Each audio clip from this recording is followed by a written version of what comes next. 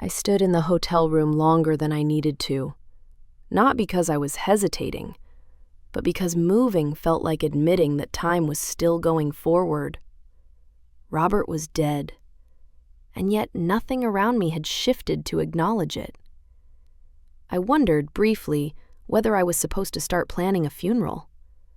The thought felt foreign, procedural, detached from anything real. I wondered why his mother hadn't called, then wondered whether I should be the one to call her, and immediately knew I wouldn't. Not yet.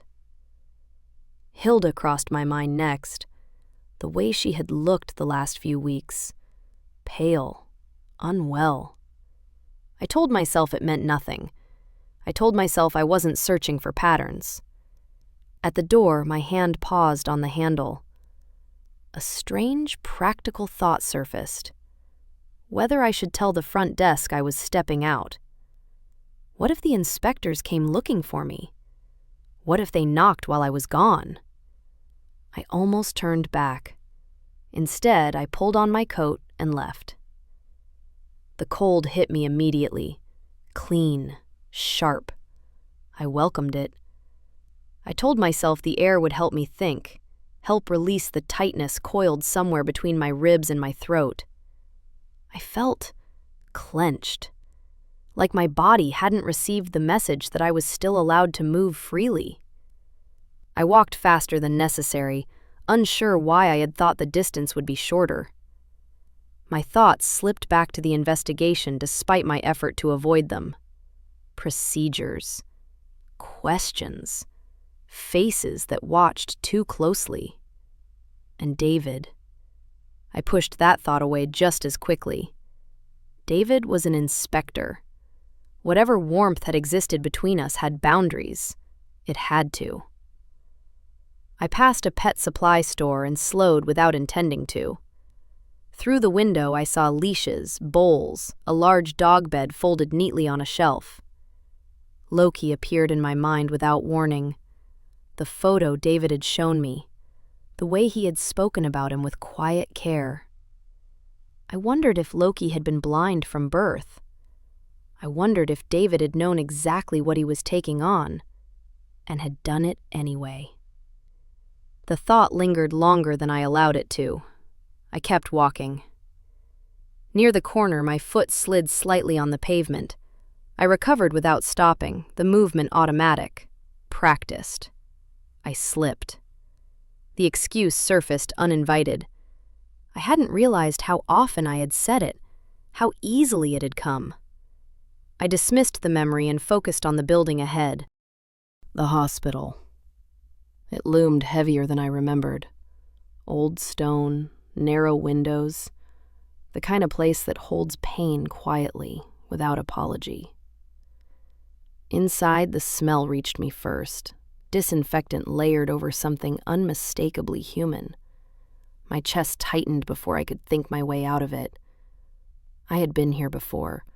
Emergency rooms, accidents, gynecology. My baby. It looks the same.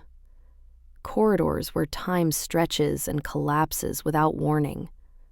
Oncology was quieter. I asked for Silva by name. The nurse pointed down the hall without looking up. The door to her room was half open. I stepped inside. She was smaller than I remembered, thinner. The blanket pulled high, the fabric tucked with care. Tubes traced quiet paths into her body. Beneath the bed, a clear bag hung from a metal stand, dark liquid inside. I saw it, registered it, looked away. Her face lit up when she saw me. Her smile made me feel something warm. She said my name, the way she used to, years ago, when I ran into her kitchen asking for water while David waited outside, already impatient to get back to our game. For a moment, I was that girl again, the one who belonged somewhere.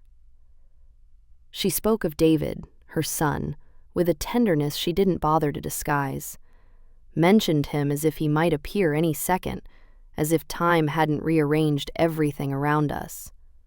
I sat closer. Only then did I notice how warm the room was. I took off my coat but kept my scarf on, fingers brushing it briefly before settling in my lap. She asked about my life, where I lived, my parents, things that could be answered without fracture. I answered carefully. At one point, she leaned in conspiratorially and asked me to sneak her a cigarette. The audacity of it caught me off guard, and then we were laughing. Two women sharing a small rebellion. A nurse came in, adjusted the infusion, commented on how much brighter Silva seemed today. How alive. I understood then what my presence had done. Eventually, the conversation shifted, the way it always does.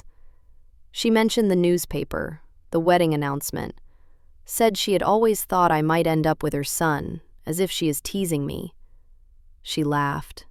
Childhood affection remembered, not claimed.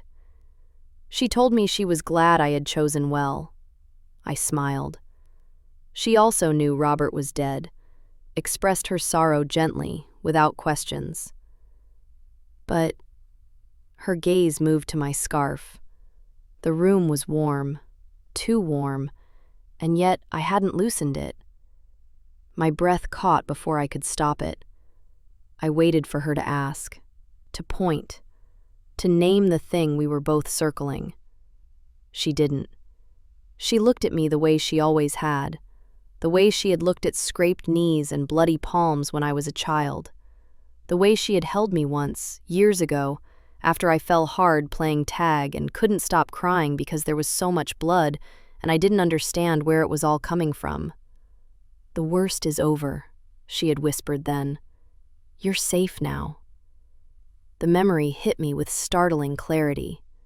And now, here, I heard it again. "The worst is over." The sentence cut through me. I was no longer remembering another time, no longer trapped in the echo of a childhood fall. She was saying it now, here, to me. And I believed her. I knew, suddenly and completely, that she understood. She didn't ask. She didn't point. She didn't name anything. Instead, she took my hand.